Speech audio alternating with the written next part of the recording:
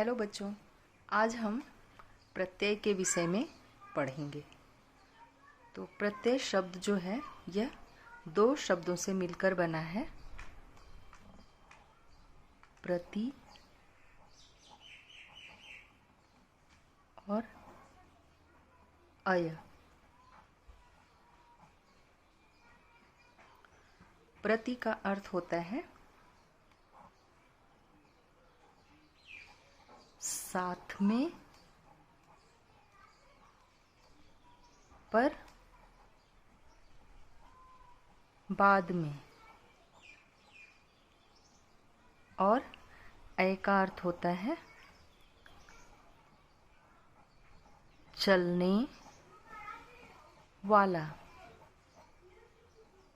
तो प्रत्यय का अर्थ हुआ शब्दों के साथ पर बाद में चलने वाला, अर्थात बाद में लगने वाला। तो बच्चों, इसके पहले आप उपसर्ग पढ़ चुके हैं। उपसर्ग शब्द से पहले लगते हैं और प्रत्यय शब्द के बाद में लगते हैं। तो आइए अब हम प्रत्यय के नियम देखते हैं कि वो क्या होते हैं। प्रत्यय का पहला नियम है,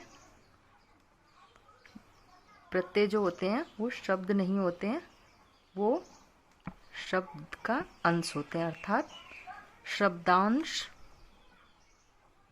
होते हैं।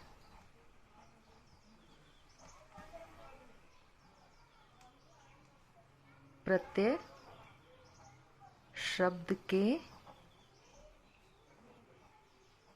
बाद में लगते हैं।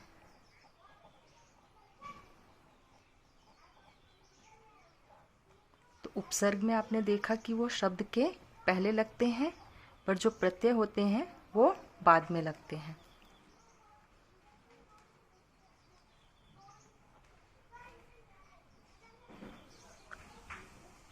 अर्थ में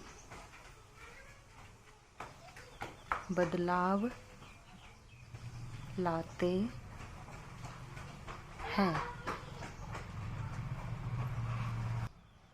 तो प्रत्यय जो होते हैं वे शब्दांश होते हैं और शब्द के बाद में लगते हैं, और प्रत्यय लगाने के बाद शब्द के अर्थ में बदलाव आ जाता है।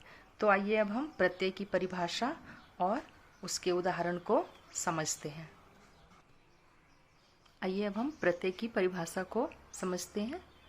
वे शब्दांश जो किसी शब्द के अंत में लगकर उस शब्द के अर्थ में परिवर्तन ला देते हैं, प्रत्यय कहलाते हैं।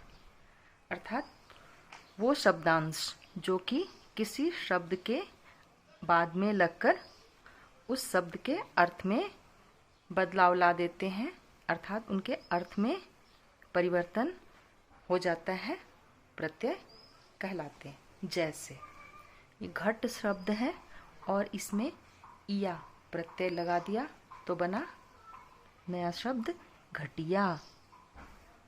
ये बड़ा शब्द में आई प्रत्यय जोड़ दिया तो शब्द बना बड़ाई।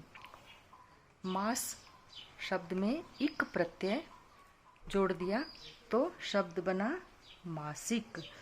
तो यहाँ पर आप देखिए कि इन शब्दों के साथ हमने अलग अलग प्रत्यय को जोड़ा तो एक नया शब्द बनता गया। अब हम कुछ और शब्दों को देखते हैं जिनमें प्रत्यय लगाने पर किस प्रकार से नए शब्द बनते हैं। यह मूल शब्द इस तरफ लिखे हुए हैं, उनमें ये लाल रंग से मैंने प्रत्यय लिखा हुआ है और इस तरफ प्रत्यय के योग से ये नया शब्द बन रहा है। अब देखिए, धन जो है मूल शब्द है और इसमें वान प्रत्यय को मिलाया तो शब्द बना धनवान। मित्र शब्द में ता प्रत्यय को जोड़ा तो बना शब्द मित्रता। लेन शब्द में दार प्रत्यय को जोड़ा तो शब्द बना लेनदार। होन शब्द में हार प्रत्यय को जोड़ा तो शब्द बना होनहार। मीठा शब्द में आस प्रत्यय को जोड़ा तो शब्द बना मिठास। सुगंध शब्द में इत प्रत्यय को जोड़ा तो शब्द बना सुगंधित। बिक शब्द में आउ प्रत्यय को जोड़ा तो शब्द बना बिकाऊ। नाटक शब्द में कार प्रत्यय को जोड़ा तो शब्द बना नाटककार। घबरा शब्द में आहट प्रत्यय को जोड़ा तो शब्द बना घबराहट। जादू शब्द में गर प्रत्यय को जोड़ा तो शब्द बना जादूगर। पर्वत शब्द में ईय प्रत्यय को जोड़ा तो शब्द बना पर्वतीय। चुन शब्द में आव प्रत्यय को जोड़ा तो शब्द बना चुनाव।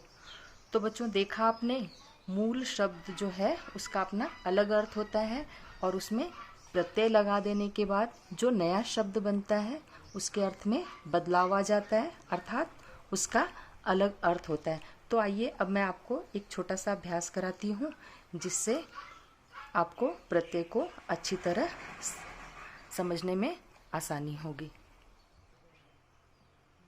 निम्नलिखित शब्दों के प्रत्यय छांट कर लिखिए।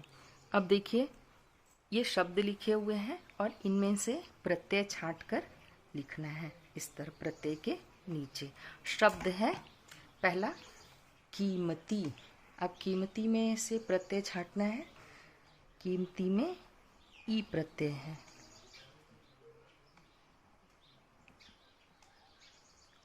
दूसरा शब्द है पठनीय। पठनीय में कौन सा प्रत्यय है? ईय। भलाई। भलाई में प्रत्यय है आई। बचपन। बचपन में प्रत्यय है पन। लिखावट। लिखावट में प्रत्यय है आवट। दुकानदार। दुकानदार में प्रत्यय है दार। रसीला। रसीला में प्रत्यय है इला। उच्चतम। उच्चतम में प्रत्यय है तम।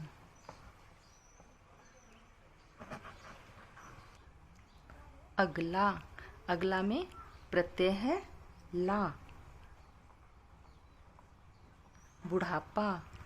बुढ़ापा में प्रत्यय है पा। मासिक। मासिक में प्रत्यय है इक। सुंदरता। सुंदरता में प्रत्यय है ता। विद्वान। विद्वान में प्रत्यय है वान। एकता। एकता में प्रत्यय है ता।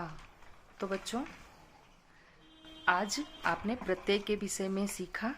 तो प्रत्यय जो होता है वो शब्दांश होता है और किसी भी शब्द के बाद में लगता है और शब्द के साथ जुड़कर उसके अर्थ में बदलाव ला देता है।